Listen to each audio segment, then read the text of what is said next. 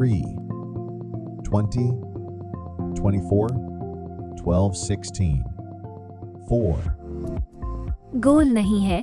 Cornea का आकार basketball जैसा होना चाहिए, लेकिन दृष्टिवैषम्य वाले लोगों में इसका आकार अमेरिकी फुटबॉल जैसा है, जिसके कारण आपको थोड़ी छायादार या भूतिया छवि दिखाई देती है।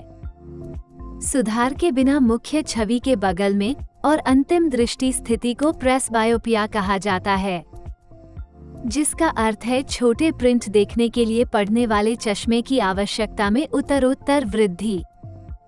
बहुत करीब से प्रेसबायोपिया आमतौर पर 40 से 45 वर्ष की उम्र के बाद शुरू होता है और समय के साथ धीरे धीरे खराब हो जाता है। आप लेंस प्रत्यारोपण सर्जरी के बारे में आंखों में चश्मा लगाने के बारे में सोच सकते हैं। चश्मे के फ्रेम में बाहरी लेंस के बजाय अगर आप लिखे हुए चश्मे पर नजर डालें, आपके नेत्र चिकित्सक ने आपको जो नुस्खा दिया है, आप देख सकते हैं कि वहाँ 3 या 4 हैं। नुस्खे पर संख्याओं के विभिन्न सेट। इसे आमतौर पर इस तरह लिखा जाता है 3.00 जोड़ 2.00 x 180। कभी-कभी जोड़े अनुभाग में चौथे मान के रूप में एक संख्यात्मक मान होता है। पहला नंबर इंगित करता है कि आपकी आंख कितनी निकट या दूरदर्शी है। इस नुस्खे में इस व्यक्ति के पास 3 हैं। निकट दृष्टिदोष के डायोप्टर। दूसरी और तीसरी संख्या दर्शाती है कि दृष्टिवैषम्य कितना है और किस मेरिडियन पर दृष्टिवैषम्य संरेखित है। इस नुस्खे में इस व्यक्ति के पास 2 डायोप्टर हैं। दृष्टिवैषम्य 90 डिग्री से 180 डिग्री के लंबवत पर संरेखित है। एड सेक्शन में चौथा नंबर यदि मौजूद है तो पढ़ने के चश्मे के नुस्खे उर्फ प्रेसबायोपिया की ताकत का संकेत मिलता है। बुनियादी एकल दृष्टि प्रत्यारोपण, बेसिक सिंगल विजन इम्प्लांट, जिसे मोनोफोकल इम्प्लांट भी कहा जाता है, केवल पहले को ही ठीक करता है। चश्मे के नुस्खे का नंबर। इसका मतलब ये है कि यह निकट दृष्टि दोष या दूर दृष्टि दोष को ठीक करता है। नुस्खे का, लेकिन ये दृष्टिवैषम्य या पढ़ने वाले चश्मे के नुस्खे को ठीक नहीं करता है। इसलिए यदि आपकी आंख में दृष्टिवैषम्य है और आप बुनियादी एकल दृष्टि लेंस प्रत्यारोपण कराना चुनते हैं, तो आप ऐसा करेंगे। अभी भी चश्मे या कॉन्टैक्ट लेंस या लेसक सर्जरी जैसी अपवर्तक सर्जरी की आवश्यकता है। दृष्टिवैषम्य को ठीक करने के लिए लेंस प्रत्यारोपण सर्जरी के बाद दोनों को दूर तक स्पष्ट रूप से देखने में मदद मिलती है। और करीब मोनोफोकल लेंस के साथ आपके पास लक्ष्य दृष्टि क्षेत्र का चयन करने का विकल्प होता है।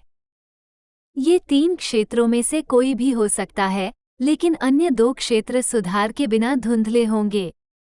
लेकिन इससे कोई फर्क नहीं पड़ता कि आप कौन सा लक्ष्य चुनते हैं, आपको कुछ प्रकार के सुधार की आवश्यकता होगी। दृष्टि के जिस क्षेत्र को आपने सही करना नहीं चुना है, वहां स्पष्ट रूप से देखने के लिए या तो चश्मा या कॉन्टैक्ट लेंस। इसलिए प्रत्यारोपणों को एकल दृष्टि प्रत्यारोपण कहा जाता है। मान लीजिए कि यदि आप बुनियादी चुनते हैं एकल दृष्टि प्रत्यारोपण और आप चश्मे के बिना यथासंभव स्पष्ट दूर दृष्टि का चयन करते हैं, इसका मतलब है कि आपको अभी भी छोटा पढ़ने के लिए प्रेसबायोपिया सुधार के लिए पढ़ने के चश्मे की आवश्यकता है।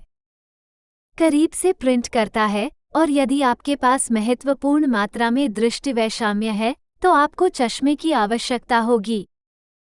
या सर्जरी के बाद दोनों दूरी तक स्पष्ट रूप से देखने के लिए दृष्टिवैषम्य को ठीक करने के लिए कॉन्टैक्ट लेंस और निकट दृष्टि। इसलिए मैं अपने मरीजों से कहता हूँ, यदि आपकी आंखों में बहुत अधिक दृष्टिवैषम्य नहीं है और आपको सेल फोन, किताबें जैसे छोटे प्रिंट पढ़ने के लिए चश्मा पहनने में कोई आपत्ति नहीं है, या गाड़ी चलाते समय डैशबोर्ड पर लगे gauge, basic single vision implant आपके लिए सही हो सकता है। एकल दृष्टि दृष्टिवैषम्य को सही करने वाले प्रत्यारोपण। दूसरे विकल्प को एकल दृष्टि दृष्टिवैषम्य सुधार लेंस प्रत्यारोपण या टोरिक कहा जाता है। प्रत्यारोपण। टोरिक इम्प्लांट चश्मे के नुस्खे पर संख्याओं के पहले 3 सेटों को ठीक कर देगा। इस मामले में टोरिक इम्प्लांट 3 डीपीटी की निकट दृष्टिदोष को ठीक कर देगा और दृष्टिवैषम्य की 2 डीपीटी। लेकिन क्योंकि यह एकल दृष्टि प्रत्यारोपण है, आपको अभी भी या तो चुनना होगा या तो दूर की चीजों को देखने के लिए अपनी दृष्टि को अधिक स्पष्ट बनाना होगा, या चीजों को करीब से स्पष्ट देखने के लिए इसे सेट करें। मैं अक्सर उन लोगों के लिए इस टोरिक लेंस विकल्प की अनुशंसा करता हूं जो उनमें अत्यधिक दृष्टिवैषम्य है और वे चश्मे की आवश्यकता को कम करना लेकिन समाप्त नहीं करना चाहेंगे। सर्जरी के बाद, उदाहरण के लिए, कोई व्यक्ति जिसे दृष्टिवैषम्य है और वह इसे लेना चाहता है, एक टोरिक लेंस प्रत्यारोपण और दूर दृष्टि के लिए अपनी दृष्टि स्पष्टता निर्धारित करने का निर्णय लेता है। व्यक्ति को पढ़ने के लिए केवल चश्मा पहनने की आवश्यकता होगी, लेकिन टीवी देखते समय या खेल खेलते समय नहीं। प्रेसबायोपिया सुधार प्रत्यारोपण। तीसरे विकल्प को प्रेसबायोपिया सुधार लेंस प्रत्यारोपण या मल्टीफोकल और कहा जाता है। फोकस इम्प्लांट की विस्तारित गहराई। ये लेंस विकल्प सबसे उन्नत लेंस प्रत्यारोपण है। केवल एक ही दृष्टि क्षेत्र जैसे कि दूरी या निकट दृष्टि सुधार को लक्षित करने के बजाय, प्रेसबायोपिया सुधार लेंस प्रत्यारोपण स्पष्ट दृष्टि की व्यापक रेंज प्रदान कर सकता है। इसलिए बहुफोकल शब्द। आमतौर पर इम्प्लांट में इम्प्लांट पर गाढ़ा छल्ले का एक सेट होता है, इसलिए इम्प्लांट के विभिन्न क्षेत्रों में सुधार की अलग अलग ताकत होती है।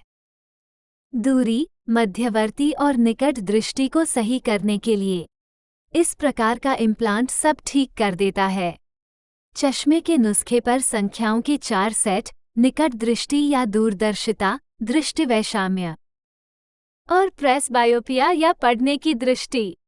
प्रेसबायोपिया सुधार प्रत्यारोपण का लक्ष्य महत्वपूर्ण है। कई दूरी की सर्जरी के बाद चश्मे की आवश्यकता कम करें। प्रेसबायोपिया की डिग्री या प्रत्येक मल्टीफोकल और ईडीओएफ लेंस प्रत्यारोपण के लिए रीडिंग दृष्टि सुधार अलग अलग होता है, जो इस पर निर्भर करता है। प्रत्येक व्यक्ति को दृष्टि सुधार पढ़ने की आवश्यकता है। हालांकि प्रेसबायोपिया सुधार लेंस प्रत्यारोपण हैं, हर किसी के लिए नहीं। उन्हें स्वस्थ रहने के लिए आंख के अंदर तंत्रिका ऊतक की रेटिना परत की आवश्यकता होती है। मतलब वे लोग जिन्हें मैक्युलर डिजनरेशन जैसी महत्वपूर्ण नेत्र बीमारियां हैं, महत्वपूर्ण ग्लूकोमा या महत्वपूर्ण मधुमेह संबंधी नेत्र रोग प्रेसबायोपिया के लिए अच्छे उम्मीदवार नहीं हैं। लेंस प्रत्यारोपण को ठीक करना।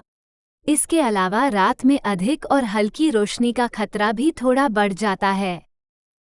प्रेसबायोपिया सुधार प्रत्यारोपण के साथ विपरीत संवेदनशीलता में कमी, इसलिए ये बहुत महत्वपूर्ण है। आपको ये देखने के लिए अपने नेत्र सर्जन से चर्चा करनी होगी कि क्या प्रेसबायोपिया सुधार प्रत्यारोपण आपके लिए सही है। इससे कोई फर्क नहीं पड़ता कि आप अपनी लेंस प्रत्यारोपण सर्जरी के लिए किस प्रकार का लेंस प्रत्यारोपण चुनते हैं। आपके लिए अपने नेत्र सर्जन से व्यक्तिगत परामर्श लेना बहुत महत्वपूर्ण है।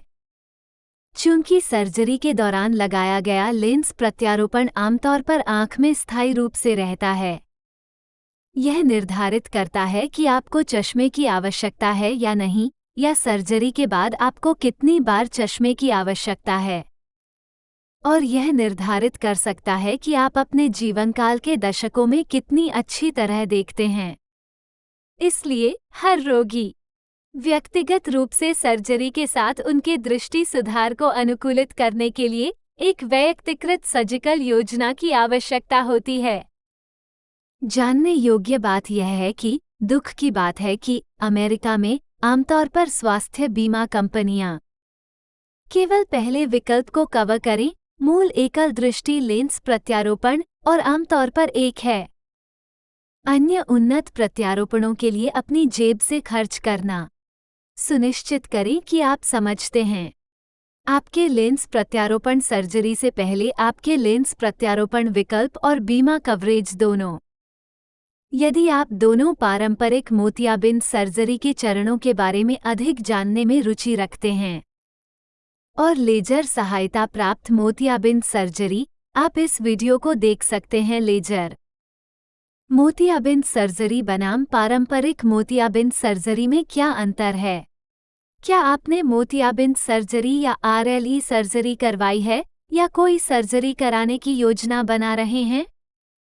कृपया नीचे दी गई टिप्पणियों में मुझे बताएं कि आपके पास कौन सा लेंस प्रत्यारोपण है या आप अपने लिए कौन सा लेंस चुनेंगे। मुझे आशा है कि आपको यह वीडियो उपयोगी लगेगा। यदि आपने कुछ नया सीखा है, कृपया लाइक बटन दबाना न भूलें और मेरे चैनल को सब्सक्राइब करें और अधिसूचना घंटी दबाएं, क्योंकि यदि आप उस सदस्यता बटन पर क्लिक करते हैं तो इससे मुझे मदद मिलेगी। नेत्र स्वास्थ्य और नेत्र शल्य चिकित्सा के बारे में दुनिया भर में निःशुल्क वीडियो लाना जारी रखने का अवसर। जब भी आपके पास 10 मिनट का समय ना हो, आप छोटे मज़ेदार वीडियो देख सकते हैं। इंस्टाग्राम @ड्रॉरताई पर आँखों की देखभाल संबंधी युक्तियों के बारे में। आप मुझे फेसबुक और लिंक्डइन पर भी फॉलो कर सकते हैं। मेरे अभ्यास के बारे में और अधिक जानने के लिए @ड्रॉरताई। मैं वहां आपसे जुड़ने के लिए उत्सुक हूं। देखने के लिए फिर से धन्यवाद और मैं आपको अपने अगले वीडियो में देखूंगा।